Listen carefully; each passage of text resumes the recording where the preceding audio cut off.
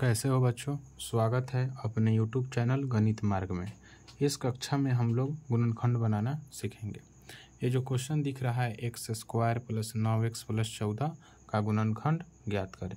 तो चलिए इसको बनाना सीखते हैं। इससे पहले कुछ इसके बारे में जान लेते हैं। जैसे कि मान लीजिए कोई हम छोटा सा एग्जाम्पल ले लें। जैसे मैं एग्जाम्पल लेता हूँ x² + 5x + 6।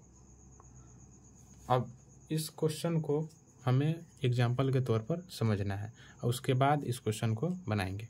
देखिएगा, हमेशा इसमें कुछ बात को ध्यान रखिएगा।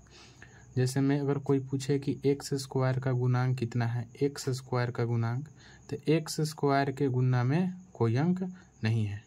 या ऐसा करते हैं, इसको अलग कहीं समझने का प्रयास करते हैं। मान लीजिए कि यहाँ पर इसको समझते हैं, इस क्वेश्चन को यहाँ पर समझते हैं। जैसे मान लेते हैं कि क्वेश्चन लिखे थे x² + 5x + 6। ये क्वेश्चन था। इस क्वेश्चन को कुछ समझने का प्रयास करते हैं। x² + 5x + 6।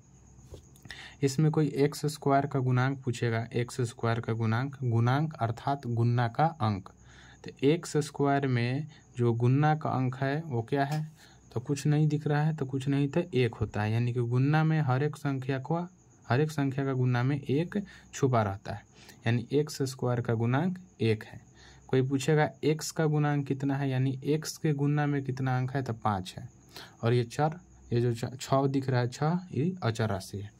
समझते हैं। इसमें कुछ बात को याद रखना है। जैसे कि मान लीजिए हम स्टेप नंबर 1 कुछ बोले, उसको ध्यान रखिएगा। इसी बात को अगर ध्यान से समझिएगा तो क्वेश्चन बना लीजिएगा। बहुत आसान होता है। जैसे मान लीजिए स्टेप नंबर 1 क्या याद रखना है, क्या इस बात को समझना है बनाने से पहले।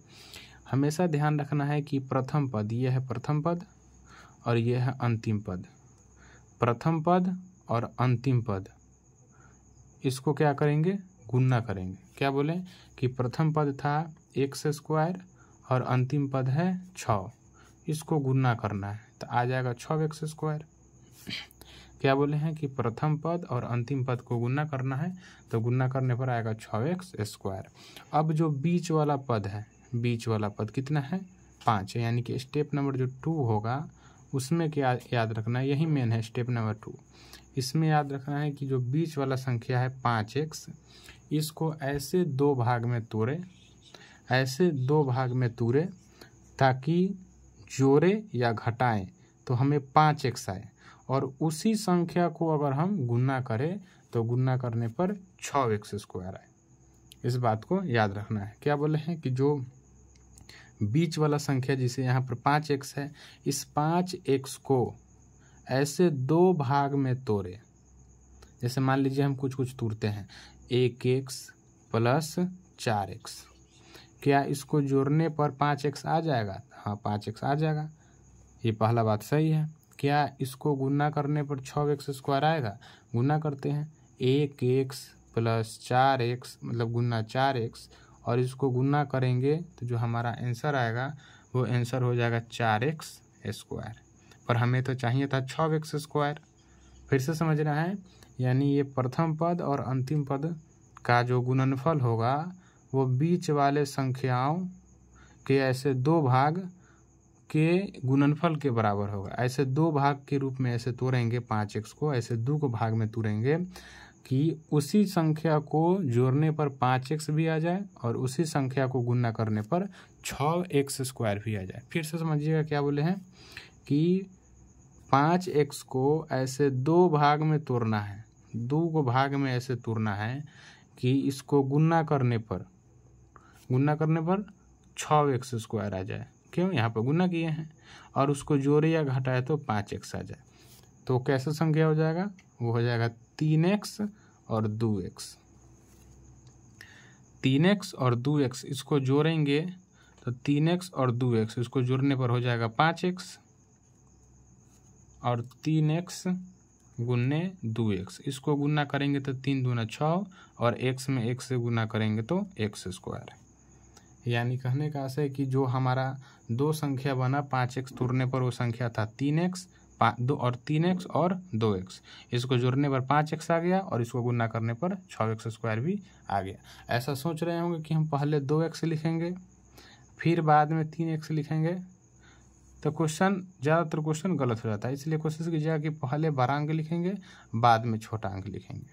चलिए इस क्वेश्चन को समझते हैं बना के। यानी क्या कर सकते हैं, यहाँ पर लिखेंगे x² प्लस में 3x प्लस में 2x और प्लस में 6। देखिए इसको जोड़िएगा, 3x 2x 5x और 3x में 2x से गुना कीजिएगा तो इसको गुना करने पर कितना आया था 6x²। तो इसको भी आप गुना कीजिएगा तो आ जाएगा 6x², इसको गुना करने पर फिर हमारा क्वेश्चन बन जाएगा। चलिए अब समझते हैं अपने मेन क्वेश्चन की तरफ से, इसको समझने का प्रयास करते हैं। ये क्वेश्चन है x² plus 9x plus 14। Question है x² प्लस 9x प्लस 14। इस क्वेश्चन को समझने का प्रयास करते हैं, बनाने का प्रयास करते हैं। क्या बताए थे यहाँ पर, ध्यान रखना है। इस क्वेश्चन में बताए थे, इसके पहले वाला जो बताए हैं क्वेश्चन में बताए थे कि प्रथम पद और अंतिम पद को गुना करना है। तो इस प्रथम पद के गुणांक में कितना है, गुणांक में कितना अंक है, कुछ नहीं है तो 1 है। यानी 1x² में 1x² में 14 से गुना करेंगे तो ये आ जाएगा 14x²। बचा 9x।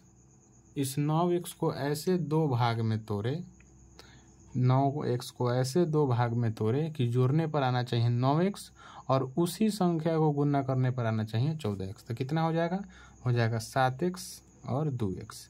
7x 2x को जोड़ेंगे तो 9x और 7x 2x में गुना करेंगे तो 7 दूनी 14, x में x से गुना करेंगे x² हो जाएगा।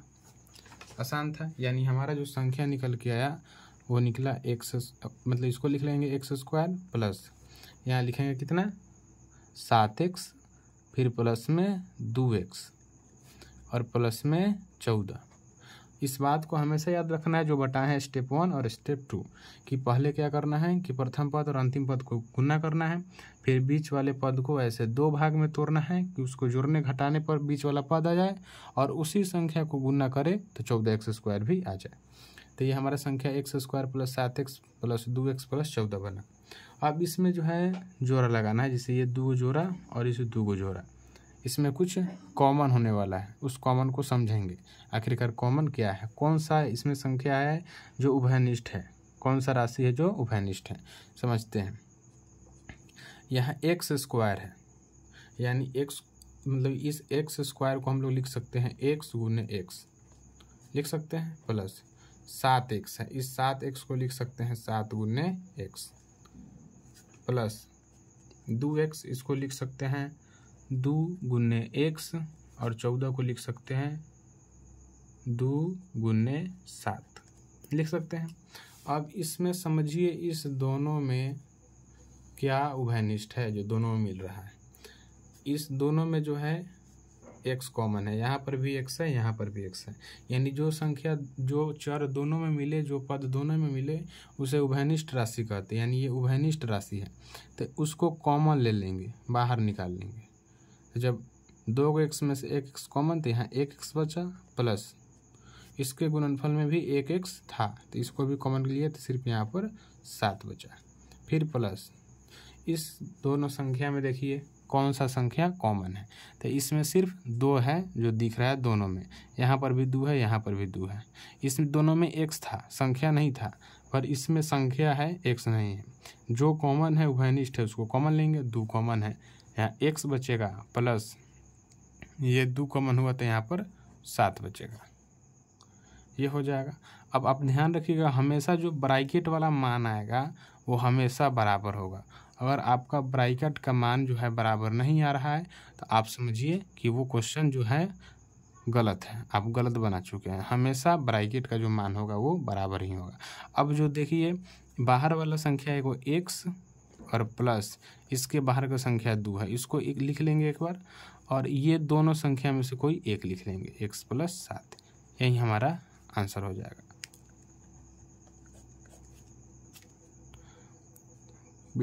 क्वेश्चन जो है समझ में आया हो तो वीडियो को लाइक और सब्सक्राइब करें।